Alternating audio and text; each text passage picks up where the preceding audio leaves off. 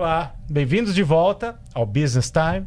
Eu sou Antônio Miranda e eu apresento este programa com Paola Tucunduva e Manuel Suete, que hoje está em algum lugar do mundo aí, remotamente com a gente, mas não deixando de participar.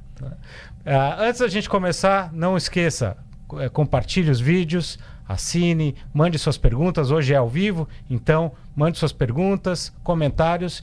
E o tema de hoje é um tema muito interessante, que é: quem é mais produtivo, o americano ou o brasileiro? E eu vou começar esse bate-papo com quem está viajando hoje, o Manuel. O Manuel esteve no Brasil recentemente e falou que voltou um pouco chocado. Manuel, por que você voltou chocado do Brasil? Na verdade, Antônio, eu estava esperando um voo, né, entre São Paulo e Rio, e li uma reportagem que me chamou bastante atenção, de que o brasileiro leva 1 hora para fazer aquilo que o americano faz em 15 minutos. Ou seja, falando que, na verdade, o americano ele é muito mais produtivo e efetivo para fazer alguma coisa. E eu fiquei tentando entender por quê. Eu achei que era uma boa pauta para a gente falar hoje sobre isso aqui. Você sabe que eu vivi na prática essa experiência. Eu saí do Brasil em 2005 e fui trabalhar numa multinacional, na Shell, e eu me lembro quando eu cheguei no primeiro dia na Shell, em Londres, eu toda hora fazia pergunta para o cara do lado. Você pode me dizer onde é isso? Como é que eu faço para aquilo? Em um dado momento, depois da terceira pergunta, o inglês ele olhou para mim e falou: Manuel, aqui está o meu calendário, pega aqui um slot e pega 15 minutos, eu te respondo tudo, porque se eu continuar respondendo para você essas perguntas, eu não vou alcançar e terminar o meu plano hoje, que não era falar com você. Imagina como foi hein, Paola? É um balde de água fria que eu tomei assim, mas ali foi foi o primeiro aprendizado de efetividade. 1 ano depois de férias, eu voltei para o Brasil, também na Shell, e percebi por que quando eu estava no Brasil, eu sempre estava cheio de problema, nunca conseguia sair no horário, sempre saía às 7, 8 da noite. Sabe por quê? Porque tem umas coisas chamadas ladrões de tempo. É aquele pessoal que chega do teu lado, toma um cafezinho, né, distrai toda hora. E essa foi minha primeira grande lição de gestão de tempo. Isso soa para você como algo conhecido, Paula, quando você mudou também do Brasil para cá para os Estados Unidos?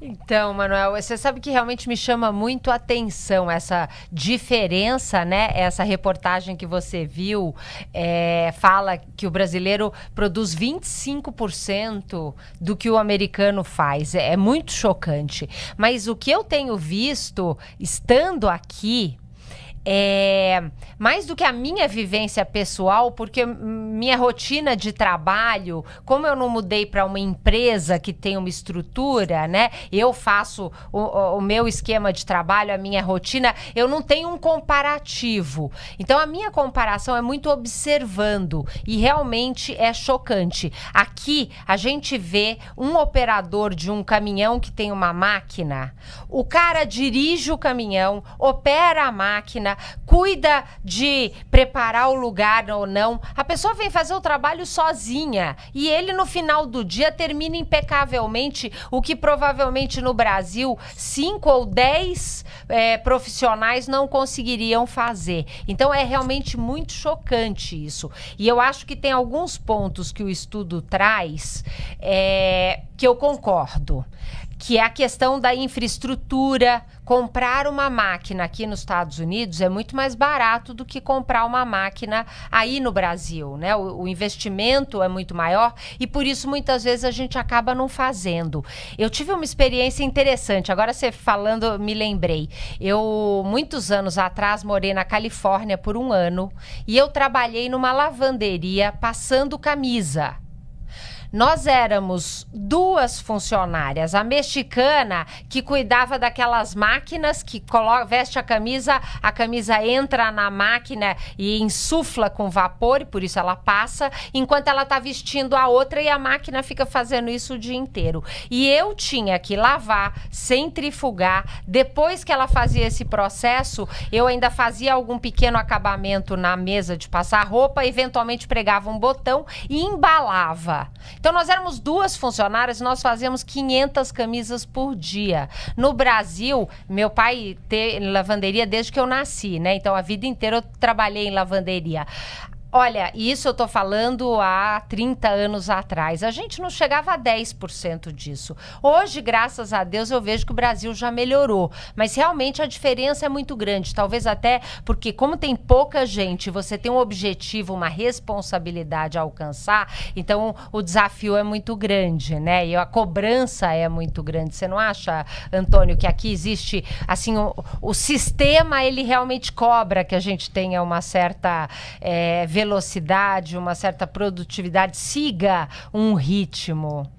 E eu acho que é engraçado, né? Porque eu acho que o brasileiro trabalha mais, é mais esforçado, é mais dedicado, competente, mas produz menos. Por que você acha que isso acontece? Isso me intriga tanto. A parte da tecnologia com certeza é um deles, né? Aqui a gente compra qualquer ferramenta, qualquer software muito mais barato do que no Brasil. Então o funcionário aqui tem muito mais viabilidade de fazer as coisas de forma mais rápida, né? Impressionante como maquinário, né? Como você disse, a parte também de transporte geralmente é mais rápido, né? Então a produtividade inclui tudo, né? A logística, a integração logística, tudo isso facilita e acaba fazendo com que, em linhas gerais, o grande número, a produtividade por trabalhador tende a ser muito maior. Você sabe que eu acho que eu tenho uma pista para essa grande diferença, Antônio. A questão de planejamento. O brasileiro, ele não é de planejar, ele é de fazejamento, ele sai fazendo. E quando a gente faz sem planejar, tem muito retrabalho e muitas vezes leva-se muito mais tempo do que poderia. O americano, ele tem muitos processos e o brasileiro é muito ruim de processo. Então, cada vez que a gente faz de um jeito diferente, enquanto que quando você tem processo, e como o americano está sempre buscando, eu sigo um processo, em algum momento eu vejo uma oportunidade de melhoria de um processo, eu estabeleço, eu implanto essa mudança no meu processo e a partir desse dia eu vou fazer sempre assim. E agora eu acho muito legal, hoje eu estava conversando com um amigo que é brasileiro, o Paulo, ele tem um dos maiores empresas de vender peças de carro no Brasil. E ele me falou, ele tem mais de 500 funcionários e tem uma estrutura muito grande. Ele agora está investindo muito em aumento da produtividade. E ele acabou de comprar uma máquina que ele trouxe da China que faz toda a parte de embalagem plástica das peças que tem que ser enviadas pelo correio automaticamente. Então, a máquina, ela passa aquele filme plástico e ela tem um processo, não sei se é calor, vapor ou vácuo, que ele encolhe a peça e com isso vai usar menos espaço de embalagem. Eles vão reduzir o custo que era em torno de R$ 2,40 ou R$ 2,50 por embalagem, vai reduzir em R$ 1 por embalagem. Você fala assim, pô, Paulo, mas é só R$ 1? Eles fazem 7.000 embalagens por dia. Então, ele vai economizar R$ 7.000 por dia. E você imagine isso no final do mês, o tamanho que dá e como isso pode investir. Ele é um empreendedor de visão que está investindo nessa infraestrutura. Então, capacidade nós temos. Você não acha, Manuel?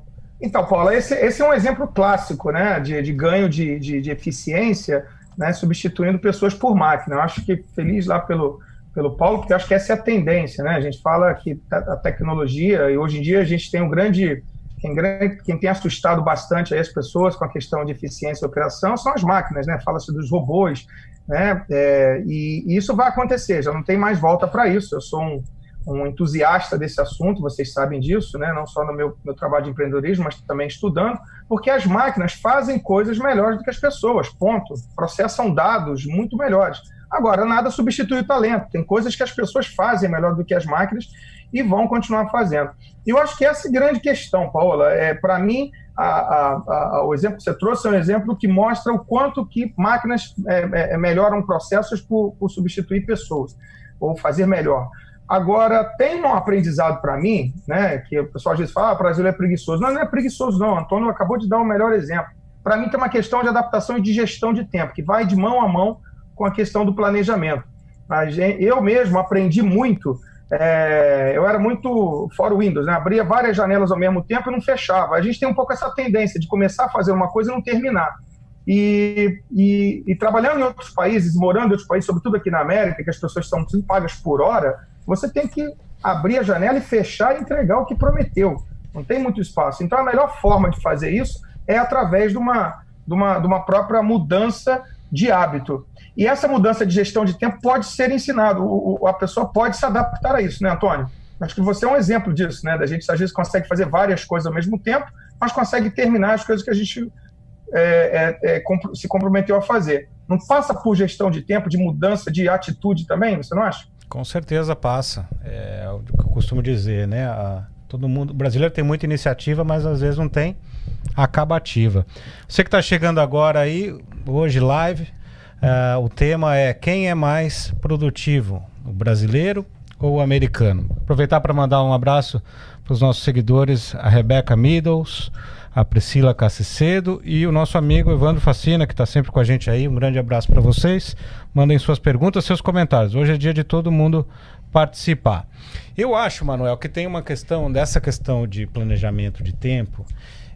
O americano, desde criança, ele é ensinado que time is money, né? Então, tudo é muito calculado, você tem o horário certinho para tudo. Tem uma coisa aqui que quando eu era aluno de high school aqui, chegasse atrasado na aula, não entrava. Eu acho que no Brasil isso não existe, eu acho que desde a época que meu pai estudava lá, né? Mas isso começa a educar a população a ser pontual, né? A olhar para a meta, a se planejar. Não tem uma parte muito cultural, eu acho que tem uma parte estrutural, tecnologia, infraestrutura, impostos, tudo isso, mas não tem. Você que é uma professora que trabalhou com tantas pessoas, não tem isso, Paula? A parte cultural influencia muito? Com certeza. Eu acho que a questão cultural agravada a questão da educação. Infelizmente, a educação básica no Brasil deixa muito a desejar. E eu lembro, na época de implantar o ISO e sistemas de qualidade na lavanderia, os japoneses sempre falavam: a educação é fundamental para você alcançar a produtividade. E uma das coisas que me chamou muita atenção nessa reportagem que o Manuel compartilhou com a gente, é gritante. Olha só, gente, em 1980 a produtividade do trabalhador brasileiro era 670% maior do que o trabalhador chinês. 670% maior. Então, nós brasileiros produzíamos mais do que o chinês. Em 2013, olha isso, nós brasileiros ficamos apenas 18% menor do que a chinesa. Então, era muito maior. Então, você vê que ao longo desses anos, o chinês aumentou em 895% a sua produtividade e o brasileiro só aumentou em 6%. Esse é um estudo apresentado pelo professor Renan Pierre, da Fundação Getúlio Vargas. Então, esse é um ponto importante, Manuel.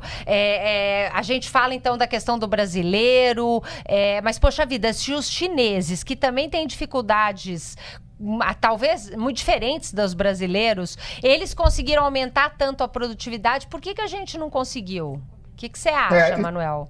Eu acho que o exemplo cultural aí entre Brasil e China, né, que essa reportagem traz, deixou isso muito claro. Eu não vou nem muito longe, Paola. Quando, vocês sabem, eu fui vice-presidente da Latam aqui antes de começar a empreender nos Estados Unidos, e a fusão da TAM com a LAN foi um dos grandes exemplos de um choque cultural e da forma de fazer negócios muito grande. Eu me lembro e estamos falando do nosso vizinho, né? O que nos separa do Chile são as cordilheiras. Mas o aspecto cultural é muito, muito forte. Talvez pela questão da colonização também, né? A colonização espanhola foi muito mais ácida, né, do que a colonização portuguesa. O brasileiro tem um jeito dele, né, de fazer negócios. Mas a grande verdade é de que o que nós vivemos naquele momento de fusão, quando eu estava responsável para fazer essa junção, era um tremendo choque cultural de eficiência de tempo também. Né? Tem um caso real, clássico, de um vice-presidente da empresa na época, um chileno, voou para o Brasil para uma reunião às 14h, né?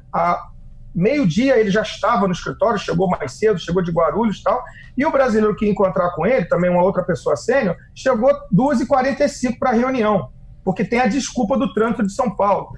E não chegou lá dizendo, olha, me desculpa, não, chegou abraçando ele. O chileno não gosta de ser tocado, né? Então, assim, e ele tinha que voltar para casa porque ele tinha que pegar um voo, né? E aí, na hora de começar a reunião, porque tinha lá uma agenda de 4, 5 pontos, né? Ele começou, ponto número 1, pá, e de repente o brasileiro levantou a mão e falou assim, não, vamos pular para o ponto número 5, e aquilo atrapalhou a cabeça dele. Não é que o brasileiro está certo, nem o chileno está certo, significa de que muito de eficiência tem a ver com o aspecto cultural que o Antônio falou. E quando a gente vive fora, como nós estamos vivendo, o que nós precisamos é se adaptar à regra do jogo onde a gente está jogando, não é isso, Antônio? Com certeza, né? A cultura influencia muito. Quem acredita que a cultura influencia muito é o nosso amigo Bruno Mir12, que está sempre com a gente. Bruno, um grande abraço para você, sempre comentando, sempre participando. O Léo Leite está falando aqui, o brasileiro é mais produtivo, o americano é mais assertivo. O Evandro Facina, obrigado amigos, mais uma excelente oportunidade de aprendizado com vocês. A Priscila Cassicedo falou aqui, a questão do americano falar sobre o valor da hora de trabalho nos faz pensar melhor no assunto, valorizar o quanto vale o nosso tempo. Você sabe que quando depois que eu morei aqui a primeira vez, eu voltei, meu primeiro emprego lá no Brasil foi professor de inglês. E eu ganhava por hora ou 1h30. E eu me lembro, era R$16 a aula de 1 hora ou 22 de 1h30. Então chegou um momento na minha vida que eu pensava em aula. Quanto custa esse telefone? Esse custa 40 aulas. Era assim que eu pensava. E eu trabalhava, às vezes, das 7 da manhã até as 10 da noite, dando aula uma atrás da outra, que eu tinha o objetivo de entrar na faculdade. E isso me condicionou, ainda mais em São Paulo, que as aulas eram na casa ou nas empresas da pessoa, eu tinha que calcular o tempo, saber o tempo. Isso me condicionou a ser um fazedor, um fechador de janela, como você disse, né? Então tem essa parte cultural, com certeza. Agora, vamos falar um pouco agora da parte do que a sociedade oferece, né? A sociedade americana oferece uma educação, ao ver, né, aos olhos de vocês, que potencializa que essas pessoas sejam mais produtivas, ou vocês acham que isso não seria um fator preponderante? Não, na minha opinião, a educação nos Estados Unidos, ela proporciona realmente... não é só o ensino, mas existem aulas de hábitos de vida que eu nunca tive numa escola. Eu estudei em escola brasileira, eu nunca tive na escola brasileira. Então, a diferença é muito grande. Tudo que você aprende na escola a estabelecer meta, a fazer planejamento, que são hábitos, além de aprender a matemática, tudo com uma qualidade muito superior ao brasileiro, né? Uma coisa que me chamou muita atenção, quem está em São Paulo, eu vivi quase toda a minha vida em São Paulo. São Paulo é uma cidade acelerada, as pessoas têm uma certa preocupação, né, com questões de produtividade e tudo mais. Uma experiência que me marcou muito quando nós abrimos a nossa unidade na Bahia, em Camaçari, onde a planta da Ford, a fabricante de automóveis, estava sendo implementada. E nós, então, pegamos desde o início da construção da planta da Ford até a plena capacidade. Eles tiveram que construir um galpão para treinar as pessoas que iam trabalhar na cabine de pintura. E levaram o dobro do tempo do que eles levavam para treinar uma pessoa nova para a cabine de pintura da planta deles de São Bernardo. Então, quer dizer que saber treinar eles sabiam. E por que na Bahia eles tiveram mais dificuldade? Eu imagino que o nível de ensino na Bahia pode ser talvez um pouco reduzido, ou a questão da diferença cultural, porque mesmo dentro do Brasil nós temos uma diferença cultural, né? Então, vem aqueles paulistas paulistas quererem ensinar para o baiano no ritmo do paulista, e isso gera um choque. Então, eu acho que a gente tem realmente uma questão de ensino básico que atrapalha muito a produtividade. Eu sei o quanto eu tive que investir em treinamento para suprir parte dessa necessidade. Quando a pessoa não sabe fazer contas básicas, isso tudo interfere, né, Manuel? Você não acha? E você ainda falou de um momento que você tinha sob o controle o seu tempo para treinar. O empreendedor brasileiro que chega aqui, Paola, nos Estados Unidos, ele não tem esse tempo, ele precisa se adaptar. Eu acabei de ver aqui a Priscila Caicedo, que está acompanhando a gente pelo YouTube, falou: a questão do americano falar sobre o valor da hora de trabalho nos faz pensar melhor no assunto, valorizar o quanto vale o nosso tempo. Esse é o grande primeiro choque, né? A pessoa que está aqui tem que entender. Se você tem um contrato por hora, você tem que fazer valer com que aquela hora que você está recebendo gere a riqueza que a pessoa que te contratou espera produzir.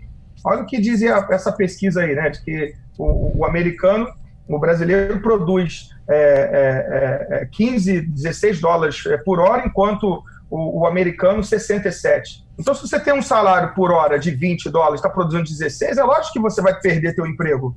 Você vai perder teu emprego para quem é mais eficiente do que você, na questão da gestão do tempo. Então, é um assunto não só para se pensar, mas um alerta para aquele brasileiro que está aqui, não somente vivendo, talvez, de algum trabalho por hora, porque ele sabe que ele pode perder esse trabalho se ele for não tão eficiente quanto alguém que pode ser mais eficiente do que ele, mas também aquele que paga por hora, né, Antônio? Aqui a regra do jogo aqui, o teu exemplo de dar aula é perfeito, quer dizer, quantas horas eu preciso trabalhar, né, para poder receber ou ganhar aquilo que eu espero. Então, o grande alerta aí, eu acho que a grande informação, não só para os nossos ouvintes, mas para quem está empreendendo aqui, é de que faça uma reflexão sobre o tempo que você tem dedicado, ou pagando alguém, ou mesmo sendo pago, e se você está produzindo o que você deveria produzir comparado com esses outros exemplos que a gente tem, sobretudo de imigrantes, né, Antônio? Eu acho que sim. Essa diferença, né, quando você contrata um imigrante, inclusive outro dia eu estava vendo um documentário sobre uma marca de iogurte bem famosa que tem aqui, me fugiu o nome agora, mas foi fundada por um imigrante do Líbano. E ele preferia contratar imigrante, porque tem uma coisa aqui também que eu não gosto, e eu já tive, né, funcionários americanos, é o tal do job description. Se não tá no job description, o cara não faz. E ainda reclama, né? Como é que vocês veem esse lado?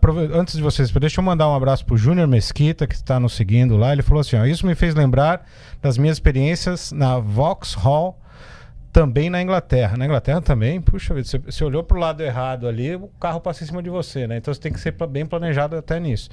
Agora, a questão do tal do job description, isso é bom, Antônio, ou é ruim? Porque o brasileiro, você pedir para ele, ó, fica aí até as 10 da noite, senão você não vai embora para entregar esse relatório, ele fica. O americano não fica. Assim, olha, sinceramente, eu preciso, na minha visão, job description é muito importante, é fundamental. Nós temos dificuldade porque a gente não sabe fazer um job description, porque a gente não está acostumado a trabalhar com job description, sabe? Mas e a mesma coisa com processos. Eu vejo muitos empreendedores brasileiros que vêm para cá e uma das maiores dificuldades que eles têm é com a rotatividade das pessoas. É difícil contratar gente para trabalhar aqui na Flórida. E aí, por que o brasileiro sofre mais que o americano? Porque rotatividade todas as empresas têm, tanto de brasileiro quanto de americano. É que o americano, ele tem o job description, que é o descritivo do trabalho a ser realizado, né?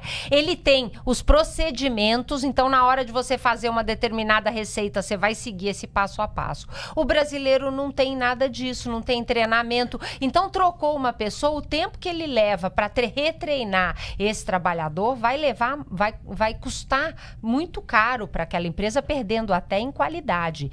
Uma outra coisa que eu acho importante é a cobrança.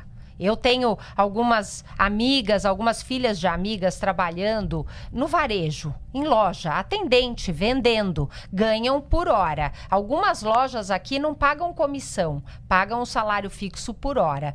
E aí, como é que eles conseguem fazer um equilíbrio? Porque tem vendedor que está trabalhando bem e vendendo bem, e tem vendedor que ganha o mesmo salário por hora e não está ganhando bem. Mas essa é a regra da empresa. Sabe o que eles fazem?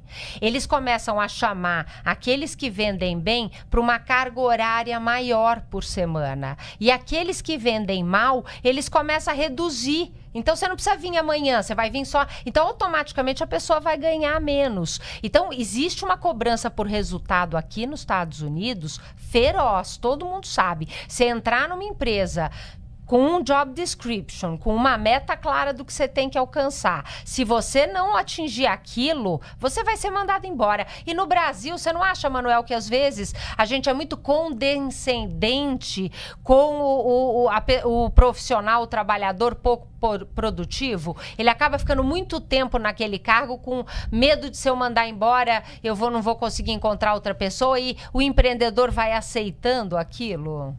Acho que esse isso é uma raiz histórica que a gente tem, até pela forma como as leis trabalhistas no Brasil estão hoje, né? Que bom a gente ver um movimento aí de cada vez mais você liberar um pouco, né, a rigidez das leis trabalhistas, porque são muito boas, obviamente, para todos os lados, para o lado do empreendedor, para o lado do trabalhador, mas quando você tem experiência fora e pega dados como esse concreto de efetividade de riqueza produzida, você percebe que essa acomodação tem a ver com o que você falou, também talvez por esses mecanismos, né, que se montaram. Pergunta para o empreendedor hoje se ele não gostaria de contratar alguém por algumas horas para fazer um determinado trabalho, e essa pessoa sai dali e vai fazer algum outro trabalho lá, e ela efetiva o tempo dela, e todo mundo acaba ganhando porque a riqueza é gerada.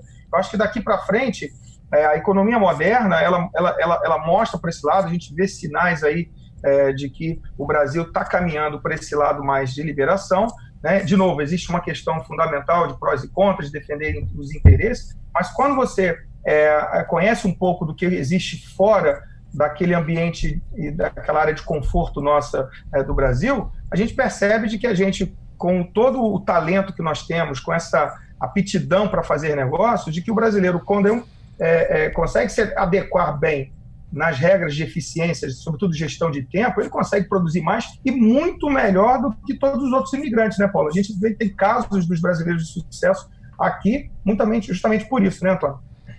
Com certeza, né? A gente tem que ficar sempre de olho nisso. E eu estou de olho aqui nos comentários. A Maria Célia Assis Ferreira falou: a mudança de comportamento vai gerar eficiência dos brasileiros. Muito sério isso. Eu acho que está corroborando com a gente aqui. A Rebecca Ann Meadows, um grande abraço para você, Rebecca. Eu fui criada em duas culturas, brasileira e americana, e existem diferenças culturais e também influência do ambiente no processo de desenvolvimento das pessoas para o mercado de trabalho. Existem vantagens e desvantagens dos dois lados. Eu procuro aproveitar o melhor dos dois, mas às vezes encontro uma resistência nas duas culturas para utilizar o melhor do outro. Não é fácil. É verdade, realmente esse é um ponto, né? Adorei essa questão da influência ambiental, então quer dizer, o fato de que é tá alinhado com aquilo que nós falamos no começo, né, Manuel? A gente sente que aqui o ritmo é diferente, a pressão, a cobrança, e com isso a gente se torna mais produtivo, se preocupa mais com a gestão do tempo, né? Como que eu utilizo o meu tempo, usar todas as ferramentas para me tornar mais produtiva. E a questão de trabalhar por hora, eu acho que tudo isso ajuda muito, influencia, né, Antônio? E aí fica uma questão aqui para quem está nos assistindo e está no Brasil. Como fazer se o ambiente brasileiro, ele naturalmente, ele pode não ser um apoiador para que você seja mais produtivo. Talvez seja exija um esforço maior do brasileiro que está lá no Brasil. Você não acha, Antônio? Com certeza. Eu acho que ainda mais nós vamos ter na semana que vem aqui um programa muito legal com o Tomás Zanotto, tá? Diretor de Relações Internacionais e Comércio Exterior da Fiesp. Não percam, esse programa está imperdível, e ele falou sobre isso também, né? Como é que o Brasil vai ser mais competitivo num mercado que está todo mundo ultra competitivo, né? Então a gente, é óbvio, né, tem que investir em educação, mas essa parte cultural aí, como a Rebeca disse, se a gente conseguisse tirar o melhor do americano e o melhor do brasileiro e fazer, eu acho que a gente teria a solução perfeita, né? Nós estamos chegando no final desse programa. Eu quero agradecer imensamente a todo mundo que mandou mensagem, participou, e eu vou acabar com a mensagem. Hoje é dia de quem? A mensagem do empreendedorismo positivo. Eu acho que é do Manuel.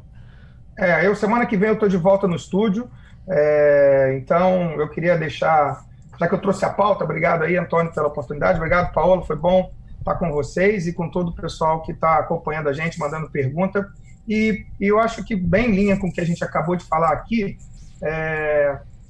a gente tem que, na verdade, pessoal, arregaçar as mangas e fazer, mas fazer com critério. A diferença entre chegar em algum lugar, né, e chegar de qualquer jeito está justamente no que você aprende no meio do caminho. E eu descobri que não adianta querer ser o primeiro a chegar sempre se você, para chegar lá, passou por cima de todo mundo, passou por cima dos teus próprios princípios. Então, o planejamento é fundamental, mas é muito fácil também você mudar a tua atitude, entender o ambiente que você está olhando e você está operando, e olhar para o lado e fazer. Poxa, se essa pessoa consegue fazer rápido, por que eu também não consigo fazer? Busque em você a resposta, por que você não está sendo efetivo. E as pessoas que estão do teu lado, elas vão dizer para você. Bom, então acho que mudança de atitude para 2020, essa é a palavra de ordem, e passa pela eficiência para que a gente produza mais, gere mais riqueza, seja mais próspero, mas também se divirta, porque o tempo também é para a gente estar com a família e as pessoas que a gente ama. Não é isso, pessoal? Excelente, Manuel. Muito obrigado, Paola. Foi um programa delicioso. Obrigado a todo mundo que participou. Não perca, sexta-feira que vem, às 4h, uma entrevista exclusiva e imperdível com Tomás Zanotto, diretor de Relações Internacionais e Comércio Exterior da Fiesp. Te aguardo, te vejo na semana que vem. Um grande abraço e até lá.